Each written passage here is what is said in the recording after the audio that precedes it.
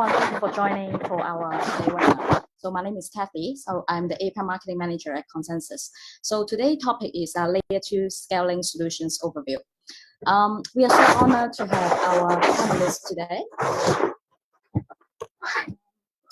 Let me introduce everyone. So we have Julian Masson, the protocol product lead of ConsenSys, Marco Cora, the head of business development at MetaLabs, Sandy Pan, the CEO of Strolltech, Ed Felton, the co-founder and chief scientist of Arbitrum, and of course, Maxime Paul, our moderator today. So Max, let me give the floor to you.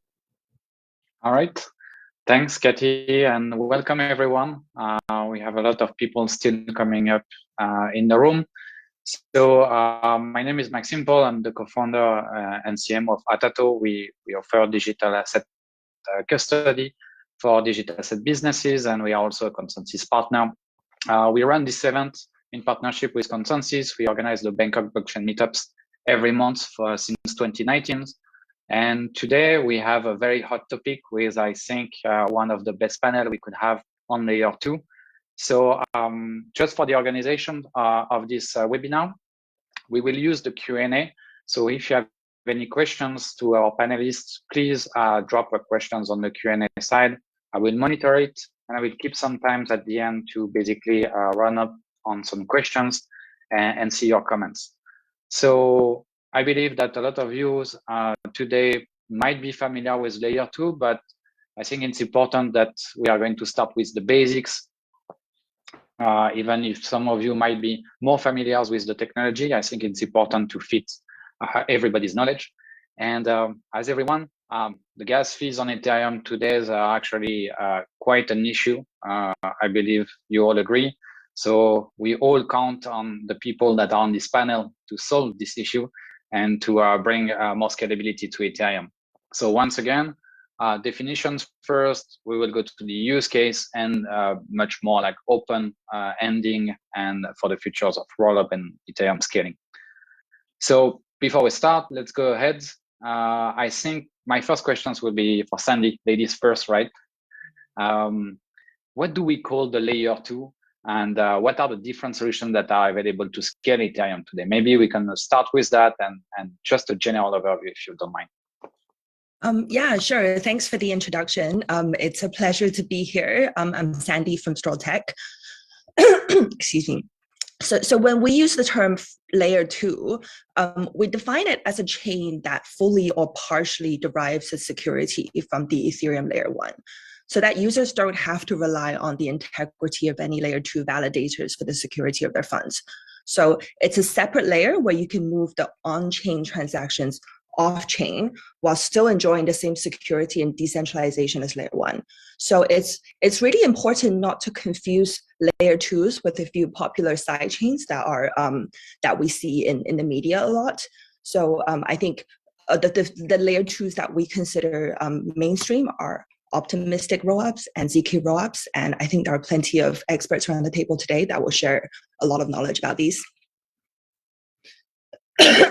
Yeah, all right. So important because I mean, when we talk about scaling, people only think about Ethereum 2.0, but you guys are actually are working on solutions in the meantime to scale the network. And my second questions will go to Julian from ConsenSys. So if you can start with an introduction and then go to the questions.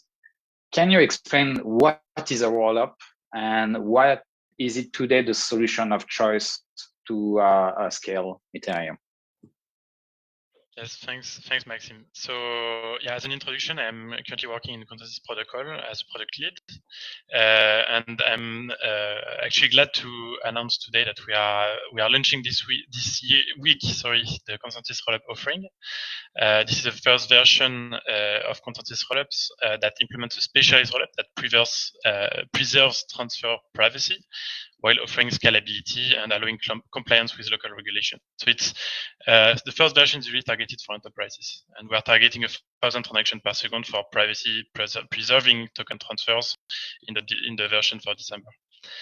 And while the current version is really focused on specialized rollup, we are also targeting on a fully general purpose rollup, and this is what our R&D team is currently working on.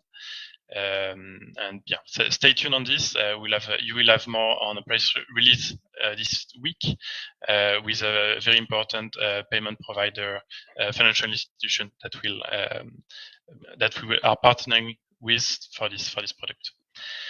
Regarding rollups, I think they are an hybrid layer 2 mechanism if you compare them to state channels or plasma, in the sense that they are moving the computation and the state storage of the account, for example, completely off chain, but they keep some data for each transaction on the layer 1. This data is useful to reconstruct the state and for some security assumption.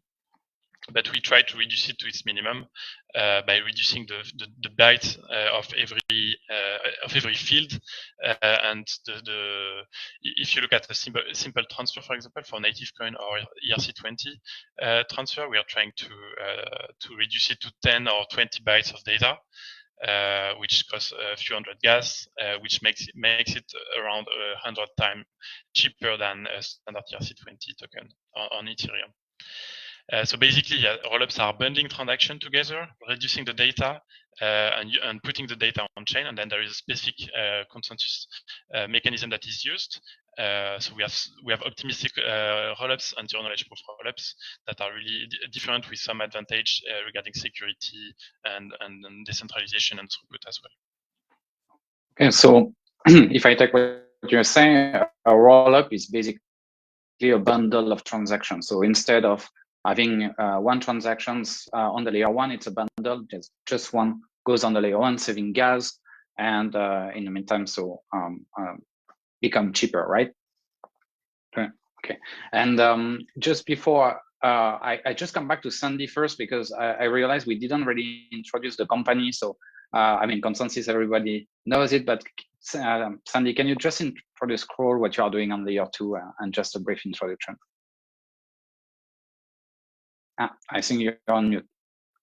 Yeah, sure. Thank you. Yeah, so Strolltech is a company that's currently working on building a ZK EVM solution.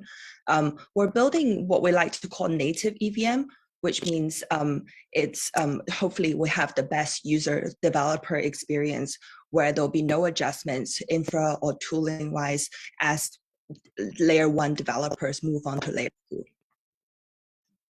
Okay, cool. And sorry for not asking you before. And yeah, it should have been the first question. So thanks, Julian, for the explanations. And we'll maybe go into more detail with Marco now. We talk about rollups. We talked about two kinds of rollup, right? ZK rollups, zero knowledge proof, and optimistic rollups. So Marco, can you introduce yourself first, and can you just explain us what's the difference and what are maybe the good parts, the drawback of each solutions? Yep. So first of all, thank you very much for having invited me, and it's a pleasure to be here. And thank you for all the 230 people that joined so far. So quick introduction about me. I'm the head of BD for MetaLabs. MetaLabs is the company behind ZK Sync, which is trying to create a zero knowledge base, complete EVM, and we are doing a very good, we're having a very good progress until now on this topic. So as you and I apologize a little bit, I think I lost a little bit of the conversation. So in case my connection drops, please let me know, wave, and I'll stop and maybe reconnect. So the difference between, there's two major families of rollup, optimistic and ZK. In the optimistic setup, the validators essentially the transactions are assumed to be valid, and you create a set of guarantees that make sure that most of the transactions are indeed valid. What happens is you have validators that post a bond to get the right to validate transaction, and then update the state change on layer 1 with a batch of transaction. Then a certain period of time is allowed to pass, so that observers can provide the fraud proofs of any of these transactions. If any of this transaction is proven to be fraudulent, then it's reversed, and the validator gets penalized, and the observer gets some form of rewards. In the zero knowledge setup, the approach is the opposite. So we start from the assumption that all transactions are now valid. The validators validate all these transactions and then provide the proof of computational integrity of this transaction, a zero knowledge proof of computational integrity. And the layer 1 smart contract update the states upon verification of this zero knowledge proof. So the general idea, first of all, what makes them similar, as probably Julian already said, but I missed a part of the conversation. So what makes them similar is that any user can go to the layer 1 smart contract, prove ownership in the last valid state, and then permissionlessly withdraw from that smart contract. And this is what preserves the security properties of Ethereum and transfer them onto the rollup, which is great. The differences are quite a few, and maybe Ed can also elaborate a little bit on this. But basically, writing the proof, sending the information onto the layer 1 is cheaper for optimistic rollup. The withdrawal time or finality is longer.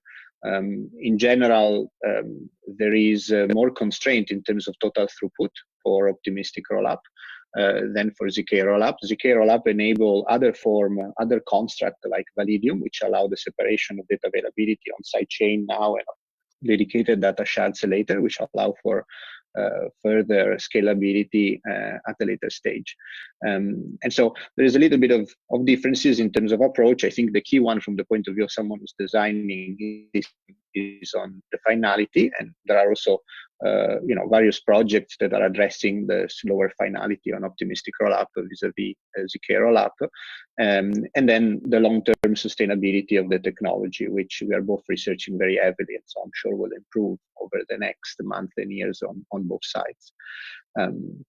Yeah, that's it. I think this is the most important part. Thanks for that. And just let me come back on what you said, that you said that it's basically taking time to bundle the transactions and bring them to layer 1, right? How long are we talking about in the case of Optimism and ZK rollups? So optimistic rollup, in case of Optimism is 1 week. In case of Arbitrum is 1 to 2 weeks, so depending on the approach is chosen for optimistic rollup. Maybe I see Ed saying no, but maybe he will address my mistakes. But maybe I'll finish first. So in case of okay. In case of ZK rollup, sorry, I think we have a little bit of distance. Sorry, go ahead and finish. Go ahead, Mark. In case of ZK rollup, we are targeting 15 minutes finality. The time of the finality is really constrained by the time it takes to produce the zero knowledge proof. So, which is one of the most widely researched branch in cryptography. So over time, because of two forces, on one end, the research in math that will make proving easier and faster and more efficient, and on the other end, the research in hardware will make also proving faster and more efficient. We think we can compress this down very, very much. Ed, both of you. Sure. Thanks. So the finality time in optimistic rollups is not a week; it's much shorter than that. In Arbitrum, the finality time is essentially the same as the L1 finality time, the Ethereum finality time, which is measured in a few minutes. And the reason for that is finality means that the result of your transaction is inevitable, and everyone knows what it will be. And the guarantee that Arbitrum gives is that you can have that at the speed of L1 finality, because as soon as your transaction is recorded on the L1 chain, then the result of that transaction is deterministic. Everyone knows it, and that's the definition of finality. So withdrawals do take about a week. Withdrawals back to L1 do take about a week to process. But they're still final immediately, or in a few minutes. That is, within a few minutes, you know that this withdrawal will definitely happen, will not be rolled back or anything like that. But it does take about a week for it to be processed back on the L1, but only for withdrawals. And that's really key. The other key thing is something that Marco mentioned, which is that there are services that will cover that time gap for you. liquidity providers who will provide you with your withdrawal funds immediately back on L1 in exchange for a small fee. And then the other thing I think I would add is in comparing optimistic rollups against ZK rollups is one of the big differences is cost. That ZK rollups are much more expensive to operate because of the cost of doing these proofs, which is orders of magnitude higher than the cost of operating an optimistic chain right now. Okay, and thanks, Ed, for the clarification. And maybe just one thing that you just said. So what happened in case of a fraudulent information? What's happening? And yeah, so what happens is the in Arbitrum and the other optimistic rollups work similarly. When you submit a transaction, that transaction will be recorded in on the Ethereum chain via what we call the inbox contract. And because the execution of transactions is deterministic, as soon as your transaction is recorded and the transactions are put into order in the L1 inbox, the result of what your transaction will be is fully deterministic, means it's inevitable. No one can change it and everyone knows it. And that's finality. So if there's a dispute, there can be a dispute between validators about what is the correct outcome, but everyone who's running a node knows what the correct outcome will be. There's no dispute about it. There's no ambiguity about it. The rollup protocol simply figures out if someone is lying about the result that everyone knows. Okay, and just last question on what you explained. So it's very interesting that you mentioned that while it will take some time for the rollup to operate, there will be some liquidity provider which will basically be in the middle to provide you liquidity, and you will not see this 1 week gap, right? Am I correct? Yes. Yes. So basically, there are a bunch of companies that are operating in this space, and a bunch of these are already live on our Arbitrum chain. Basically, the idea is if you have some asset on the L2 chain, and you would like to have that asset on the L1 chain, you can find someone who will basically swap with you. That is someone who will give you the asset at L1, and you give them the asset at L2, and that exchange happens in an efficient and atomic way. And you'll pay a small fee for it, and that fee will be ballpark 1 week's interest on that asset. So quite low. Yeah. Yeah. So all right. So it's solving the problem of kind of delayed rollups, right? And yeah. So thanks for the information, and maybe I will go back to Sandy and Julian and on what's the long-term vision in generalized rollups and specialized rollups. Can you just expand on this? Sandy, you want to start? And yeah, sure. Yeah, so we believe generalized rollups have better composability, which means different DeFi projects can like jam together like in a jazz band and work with each other and build a DeFi Lego. In theory, it's much easier to kind of juvenize kind of have a community built around it. But specialized rollups have their place too. It's great for standalone dApps. So use cases like derivative exchanges or some NFT use cases, when they're less reliant on other dApp partners, then the specialized rollup can optimize for efficiency and provide a very good kind of user experience. Very clear. Thanks a lot. And so as someone who might be willing to set up a dApp, so if he wants to choose like what kind of rollup is going to fit for him, what are the kind of criteria that you need to look at, and maybe who wants to take this one? I'll take a cut at it. Okay.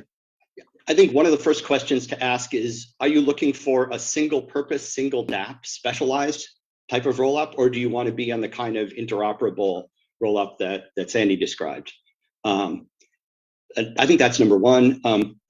Number two is you're going to want to look at compatibility. What is the developer experience? Is it compatible with Ethereum, or do you have to rewrite? That's especially important if you have a dApp already, or if you have a developer team that is experienced in writing the Ethereum dApps. You can ask about these compatibility questions.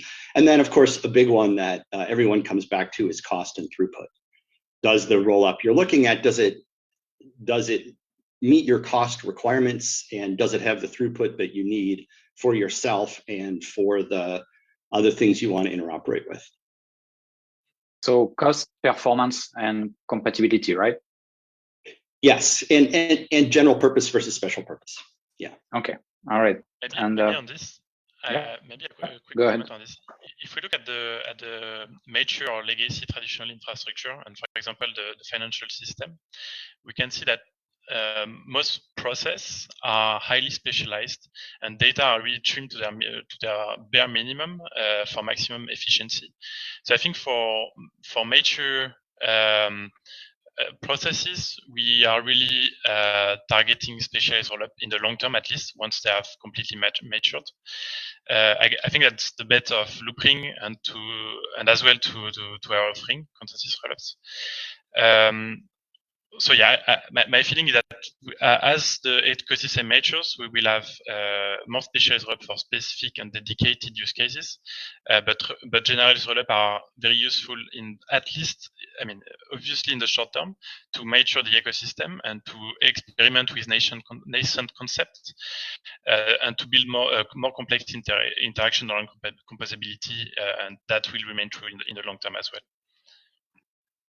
So I think in the long term, we will have a couple of general purpose rollup with probably different level of security assumptions, different, and that's better for the ecosystem to have a safe competition on this, to have a couple of rollup provider, and then I think we'll have a bunch of specialized rollups per industry. Per segment, basically, and we will probably see some standardization around it, around the specification as well. Thanks, Julian. Marco, you want to add something? Yeah, maybe on my, just wanted to add an important key feature, which I think has been very, very interesting to see on the Ethereum chain, is the composability and the interoperability. So this is going to be another very important aspect to take a look at, and a clear advantage for general purpose rollup vis-a-vis specialized rollup. In general, my opinion is that what we are seeing today now on Ethereum will probably remain on a generalized rollup for obvious reason, because it's very similar. And then there will be a constellation of special purpose rollup which optimize for specific use cases that may settle very regularly on Ethereum, using Ethereum as a main settlement layer, which is today the most secure of all the chains, and possibly other design. Another couple of features that I would like to add is the long-term evolution potential of the rollup. So, and here I'll talk specifically about ZK rollup, because the one that I know better, but ZK rollup allow for further expansion of capabilities, for example, the Validium structures, because there is a canonical ordering of transaction across the ZK rollup.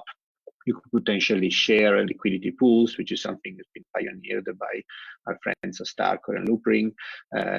They allow for potentially introduction of some form of privacy preserving feature, because all the GK, Snark, or Stark libraries have been built and are kind of already baked in into the system. So there are a certain amount of other aspects that may be considered, and I don't want to do a disservice. So maybe Ed, you want to talk about the optimistic side on this aspect as well? Sure. Absolutely. I think there's going to be a lot of innovation in working toward these kinds of features in the ZK and optimistic spaces. There's a push for privacy supporting features, different data availability models, different kinds of sort of interoperation and multi-chain modes of operation. I think we're going to see a ton of innovation as these systems develop, and I think you're going to see that both in ZK and in the optimistic space. And just to come back on the optimistic and ZK, so you guys are developing on those two, right? Do you see them compete, or do you see them as complementary? Marco, you want to start?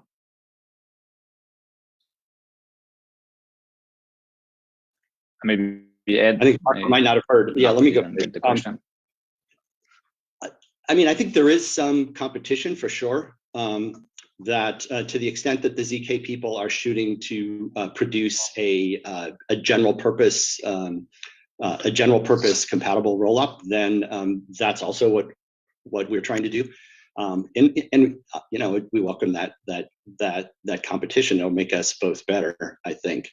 I think you may see a world in the future where there are a few widespread layer 2 solutions that and different sort of market sectors or use cases that have divided among them. So you may see some more specialization as this market develops, I think, but we'll see. Okay, Marco, did you get the question? Yes, a portion of it. If you see competition or collaboration, and I think a little bit of both, to be honest. And I missed the answer before, but I would say, of course, there is a certain degree of competition because especially some type of application really benefit from being in the same place. For example, derivative protocol in DeFi, or connectivity across game, which is something we may see happening at some point soon, or cross operation across different protocols. So in this case, there would be a benefit of being in the same place.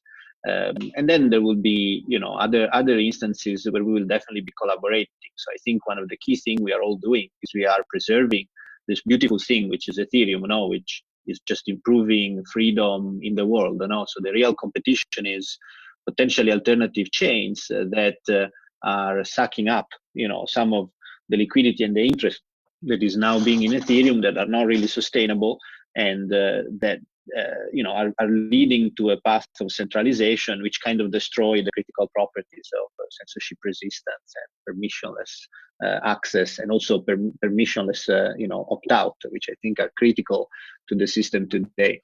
So in this, we are definitely on the same path, and whoever can scale Ethereum better and faster will make a service for everybody else. Okay, and I think it's what a lot of people have in mind, right, when we talk about scaling Ethereum. I might come back on this part a bit later, but just before we talk about rollups, I would go to Julian, and I would ask, okay, now we have those solutions available. So what are the kind of use case how are they implemented maybe in enterprises in the blockchain platform that ConsenSys is developing?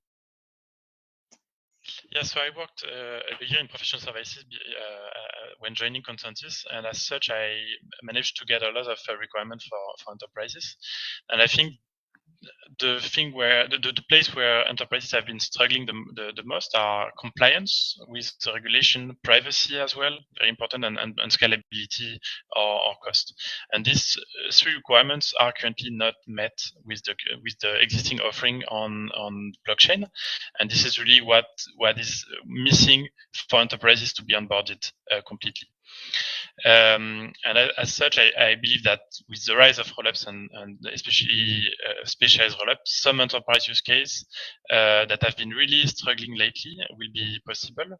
And I also have the thing that in the community we have a bad vision of enterprises because they usually stay away from the layer one. But to me, it's more a consequence of the lack of solution for their challenge. And I think that we will see more and more enterprises coming to layer one or to layer two when these kind of problems are solved. I think there are two groups of use cases that we will see developing in the coming months. The first one is around micropayment or small transaction that requires scalability or at least gas cost reduction. We can think about good traceability or logistic. We can think about micropayment in the gaming industry. You've probably seen obviously the Reddit challenge, which is kind of in the loyalty program space. And so I think as well in micropayment in loyalty program will appear as a use case. The second group of use case, I think, are around legacy payment and central bank digital currency. So basically, it's a stable coin issued by a central bank. We've seen a lot of banks, well, whether commercial banks or directly central banks, that are really interested in this kind of new technology. And to me, it's necessary for the ecosystem. We cannot stay with stablecoin that are maintained by one company that promise that they have some fiat currency in their bank account. That's not enough. If we have central banks that can bring additional security to the ecosystem, that would be really important and will enable more companies to move to the blockchain, which will be really beneficial for us. So I hope that with this, we can have more stability in the ecosystem, which in turn will bring more of the traditional world to the blockchain and democratize the usage. Thanks, Julian. And I just would like to come back on this one, and maybe Sandy actually can reply on the part. On CBDC, central bank digital currencies, we are talking basically about payments, right? Basically, people transacting with a stable coin, a state-owned stable coins. I remember that actually ConsenSys is in their CBDC proof of concept with the Bank of Thailand used Rollups, right? Do you think it's the solutions for large stablecoins and payments networks? And maybe Julian and then Sandy, if you want to add something. Yes, so indeed we've seen. So we had something with the Bank of Thailand. We have another central bank in the Asian region that is interested as well, and that we have signed a contract with them for ConsenSys Rollups. And we are in touch with tens of central banks that wants to emit their CBDC, and the recurring problems are really privacy, local regulation, and scalability, which can be enabled by specialized rollups. So I really believe that we will see more and more central banks issuing CBDCs on blockchain in the next couple of years. Okay. Yeah. So Sandy, you are. Sure. So right now with the extortionate gas fees of Ethereum Layer 1, it's not really possible for any real world kind of payment use cases to be done on chain, and hence why we're seeing around the world CBDCs kind of issued by either side chains or a gated system where there's zero fee whatsoever, but there's also none of the benefits of being a part of a decentralized ecosystem. So all the stuff about permissionless and transparency and immutability and all that kind of stuff. So with the advent of layer 2, hopefully the gas fee on chain will become almost negligible. I think even now, like between countries, there is perhaps like a trust issue when settling between the central banks, but everyone is still opting to use a more centralized kind of swap system, and understandably so, because I think for enterprises, and especially kind of not even like state-owned enterprises, but just kind of central banks, for them to own Ethereum for gas and for them to book it, there's still insurmountable obstacles to doing that. So right now we're only seeing private enterprises kind of owning Ethereum, but there's so much hurdle to kind of even achieve that. So I think, if one day the gas fee for ETH becomes negligible, whether that will change the way things can operate, we will see.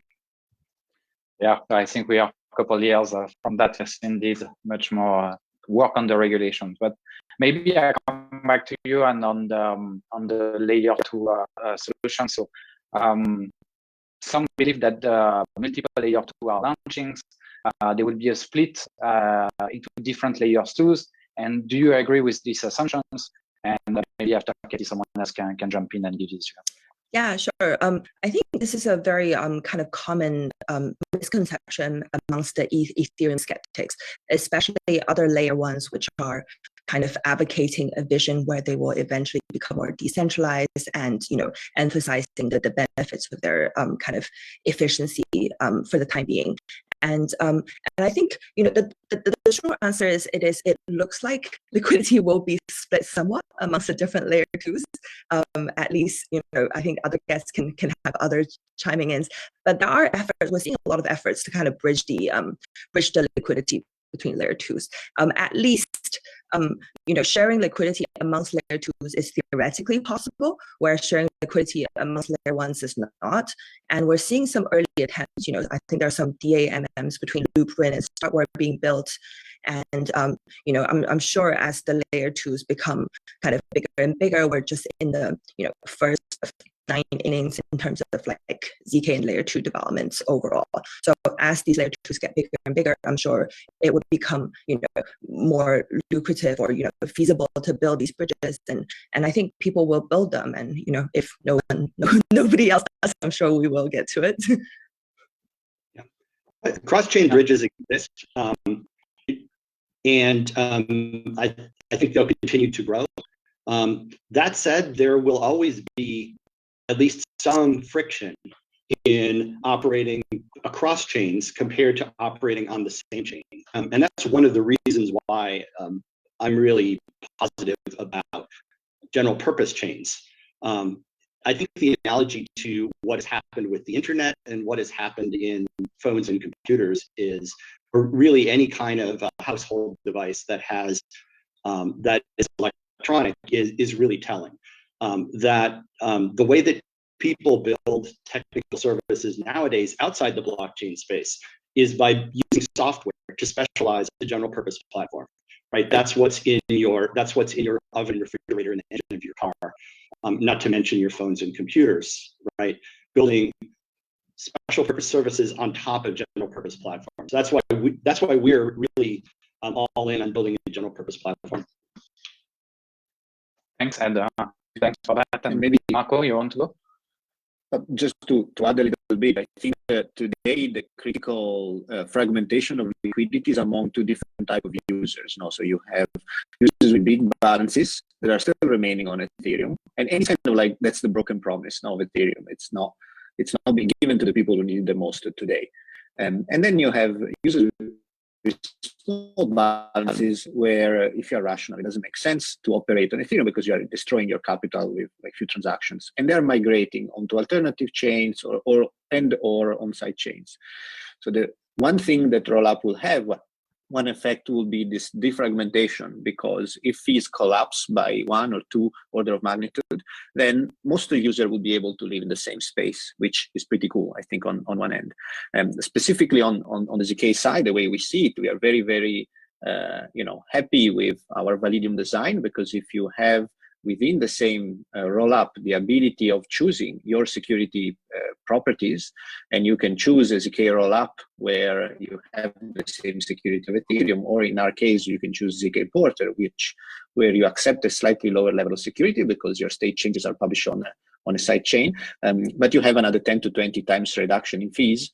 You will be able to furthermore absorb users from those chains that are trying to address the 0 fees, which of course are not sustainable, but are paid in other ways. But you know, you will be able to suck all this liquidity and become a little bit of a black hole of liquidity. The important thing on our side is that as much as possible, we preserve interoperability across user types and composability between the users and the smart contract, because that, I think, is I mean, it's what gives emergent properties to Ethereum. You know, the fact that 1 + 1 + 1 = 10 is very, very nice to see, and this leads to this permissionless innovation, which is fantastic.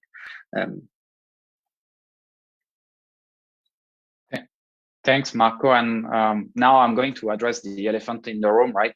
We have ETH 2.0 coming soon, hopefully, right?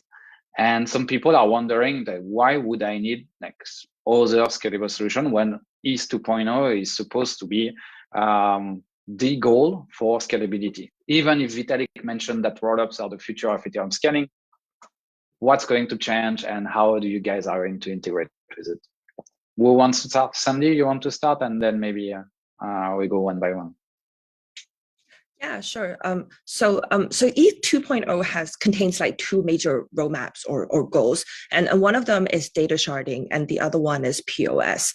I think these are the two most important ones that people refer to when they're talking about the ETH 2.0 upgrade. So there'll be multiple data shards that can be stored on chain, and that solves the most noticeable problem for ZK rollups, so the data availability issue. So once the upgrade of ETH 2.0 enables data sharding, then the upper bounds of ZK rollup scaling can, in theory, go up to even higher. The TPS can go up to like 20K in theory. So it actually complements ZK rollup greatly, and I think all rollups, it'll just make it even faster.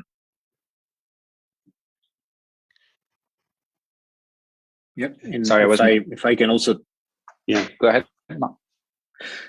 Yeah. So in general, we think ETH 2.0, or I think it's changing a little bit the nomenclature recently, the 1.5 and go and all these things, but it will be very, very interesting to come. So first of all, it's fully complementary. So if you shard the computation, this will just lead to an improvement in scalability linearly, will transfer to the rollup, which is very nice. With the data, the specialized data shards, this will be very interesting, at least for ZK rollup, because again, with the Validium structure, will improve the security of the data availability away from a side chain and back onto the main chain, number one. And number two, because sharding data apparently is much easier than sharding computation.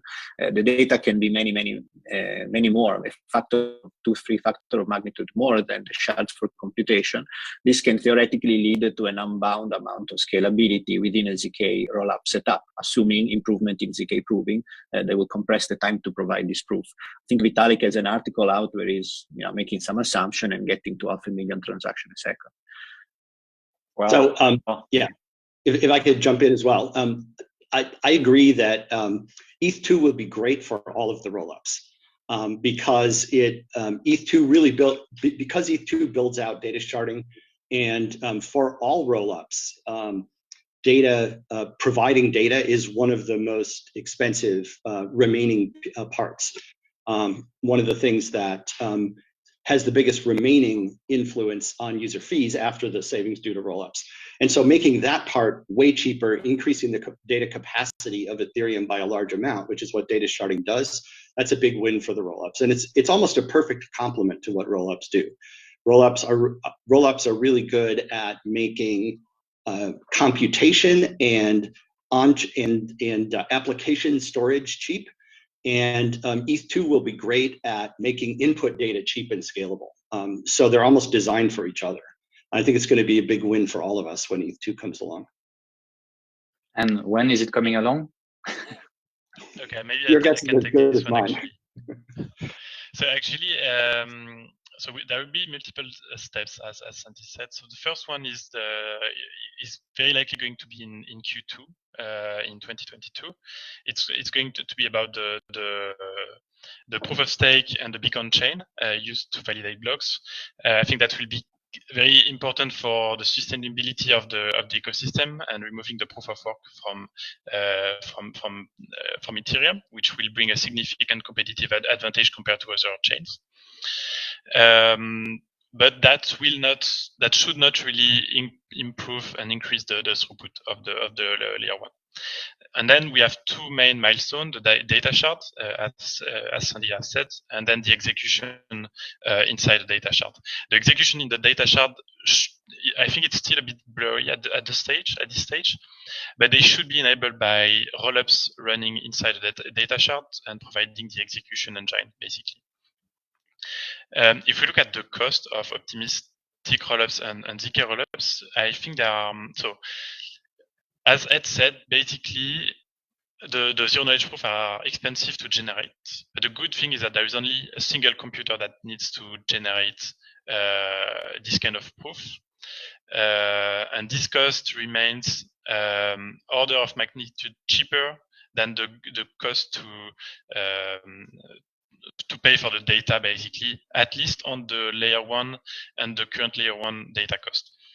So I think in the long term, we will see the cost of data reducing, which will enable improve of throughput for both optimistic and anti rollup, and as well improvement inside the generation and the verification of zero knowledge proof, which will drastically as well reduce the cost of operating a rollup, and therefore the cost of transaction.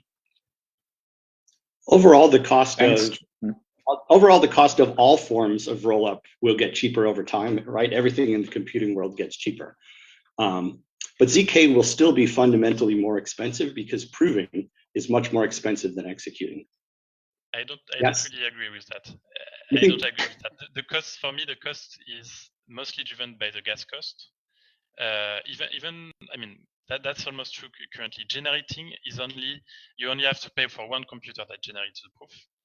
And we have one supercomputer that is super expensive. Yes. But this super expensive is cheaper than than paying for the security and the extra security of optimistic rollups, basically. But I don't think that's true. Optimistic rollups rely on ordinary nodes, and any scalable chain will have many thousands of ordinary nodes already running in order to provide basic services for users. And so there's not an extra cost to do that. That's a cost that you already bear in any system. The thing is that so the incremental cost of optimistic is low. With optimistic rollups, you're requesting a bit more of the fraction of this full network to be focused on the optimistic, the verification and the data availability as well. We can take this offline, but I don't think that. Yeah, I think it's going to be an ongoing discussion. We have a system in the field that's been out there for months, which shows that it's the case. Can I add something to this conversation? Yeah, just because we are almost running out of time, so I just would like to have two quick questions for you guys, and then go to the Q&A session because we have some questions. So first, on the developer side, right? There would be general purpose layer 2 to choose from in a year's time. What are the things that developers should be deliberating when picking a layer 2 solution? Ed already replied a bit on that, but can you expand and maybe someone else can add something? Sure. Just to repeat, you want something that is interoperable and compatible, right? And low cost. You want something that has that has a track record, and something that has where other applications are there actually and not just in theory. Okay. Who wants to add something? Marco? Maybe to add a little bit, because there are other rollups not represented here today. I mean, one thing developers should consider is whether they want to learn a new programming language or not, and this is a function of preference to a certain extent, but also at least two objective data point. One is that there's a huge ecosystem and a huge infrastructure that has been built around EVM that will be preserved to a huge degree if you maintain solidity, and that is instead needs to be rebuilt if you change programming language. And the third, I think it's even more important that I don't even know how many billion have been lost in hacks and contract manipulation to teach the general ecosystem some form of security best practices, and these will need to be relearned for a new programming language that are applicable to Solidity and maybe to Viper, but not to many other programming language.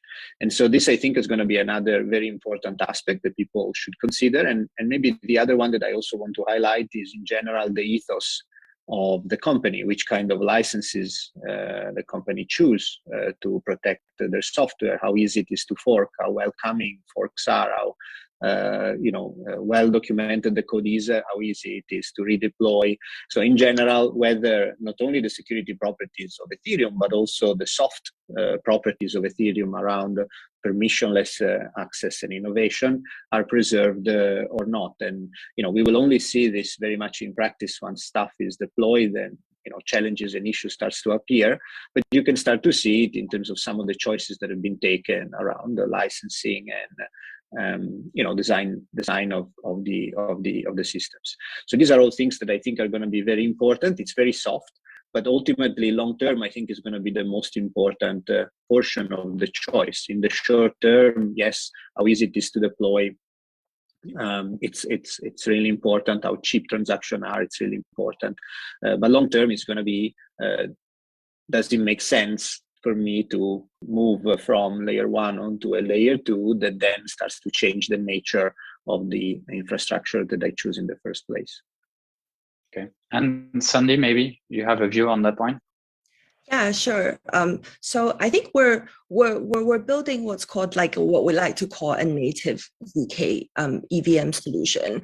I think with all the players around, we're still in the first of 9 innings. There will be so many innovations in this space, and we're right at the beginning. I think in terms of company ethos, we're newer, but we're open source from day one. We're working hand in hand with the Ethereum Foundation, and we're kind of contributing to code to what they kind of phrased as the ZK EVM effort.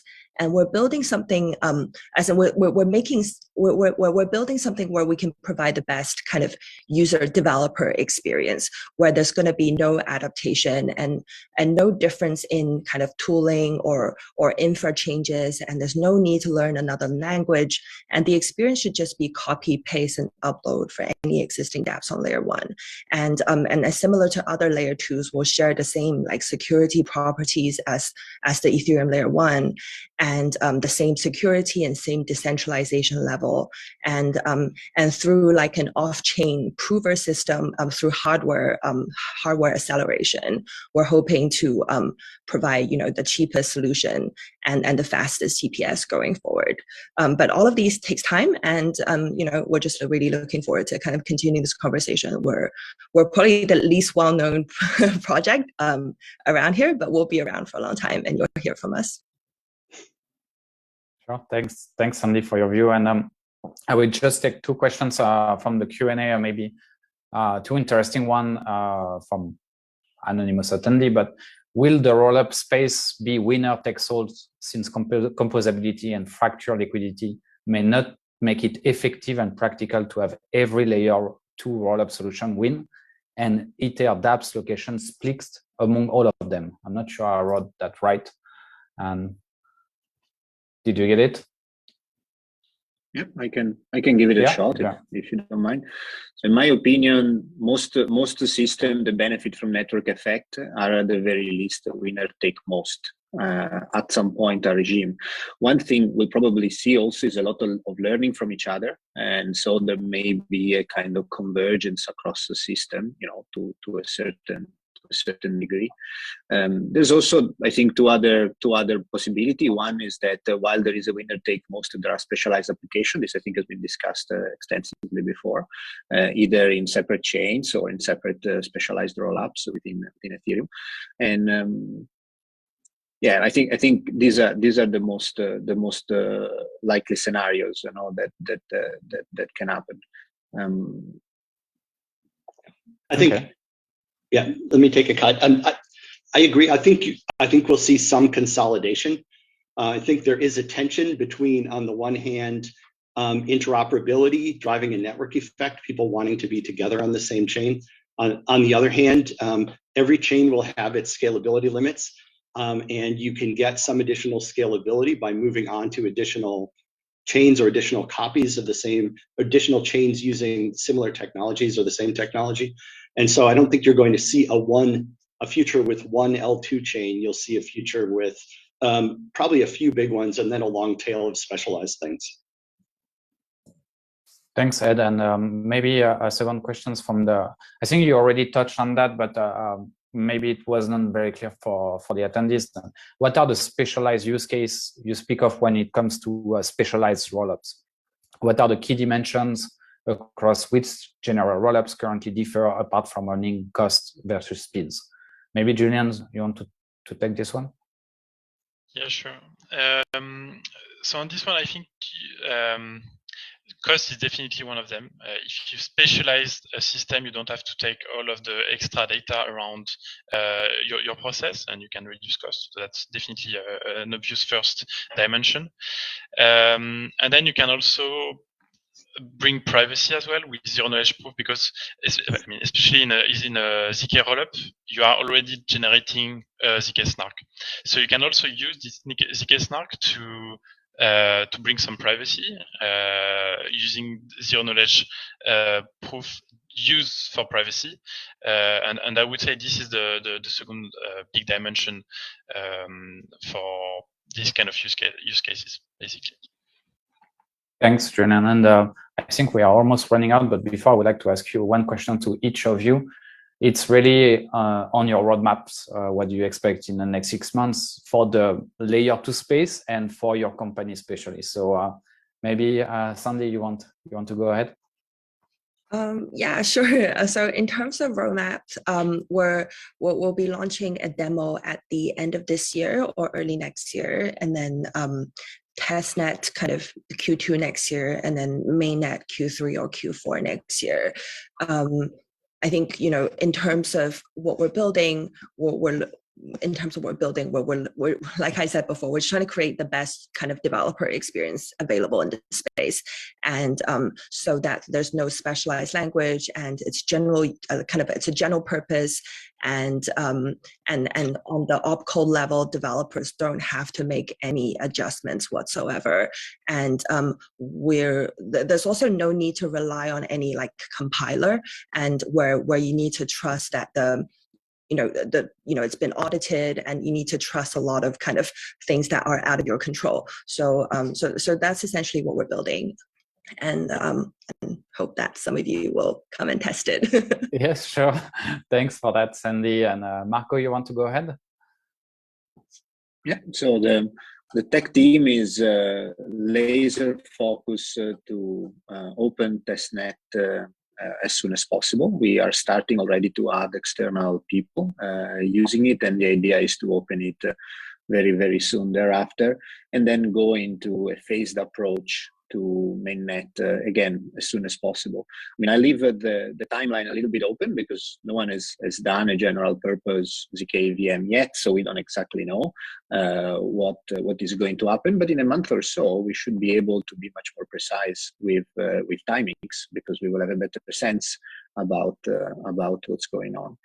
So what is coming with ZK Sync v2, which is what's going in testnet soon, is coming a fully functional ZK VM, so general purpose ZK rollup with EVM compatibility, and is coming with ZK Porter, which is the Validium structure where user will be able to choose accounts where the state changes are published on a sidechain, and then you have another 10 to 20x reduction in fees. And this is coming together, and at the same time, because it's part of the same exact system, it's just a different account type. I didn't have time to go into many details here, but it's quite interesting.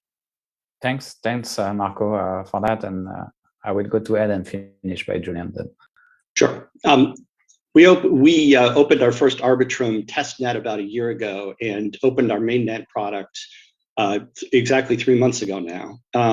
With a lot of adoption, you can check it out at portal.arbitrum.io.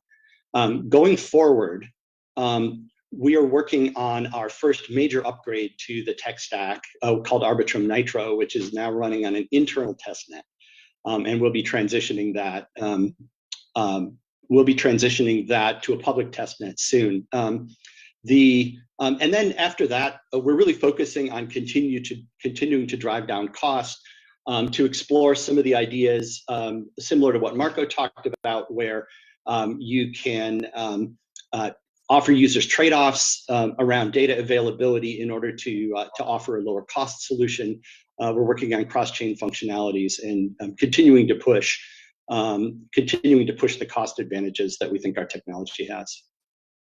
Thanks a lot, Ed. And I guess, Julian, so I'm not going to talk about ConsenSys in general, but more on your field and ZK rollups. So what could we expect from you in the next few months? Yes, covering the ConsenSys roadmap will probably take a full panel. So on the Rollup side, on the ConsenSys Rollup side, so this week we'll have the press release announcement with the big financial actor. In December, we plan to improve the scalability of the specialized rollup for private token transfers, targeting 1,000 transactions per second. We want to, around January as well, launch a public testnet experiment. And later, we will focus on ZK EVM programmability with a target in about a bit more than a year to achieve ZK EVM compatible with some intermediate milestone as well. Is it a bit like what Scroll is doing? It's quite similar, yes. Okay, and but thanks for that. I think there is some question for some of you in the chat, directly addressed to you. If you have just 2 minutes to basically reply, if you can. I think we are almost on time, and before we finish, I would like to really thank you all. Actually, for taking the time. I know you guys are building amazing stuff, and your time is very valuable. So we really appreciate that you took the time to talk to us and to teach about ZK rollups to our community. Cathy, I think you have a giveaway, and maybe you want to mention it.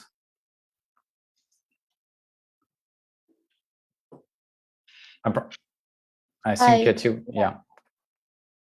Let me, can you guys see my screen? Nope, but I think you should share it.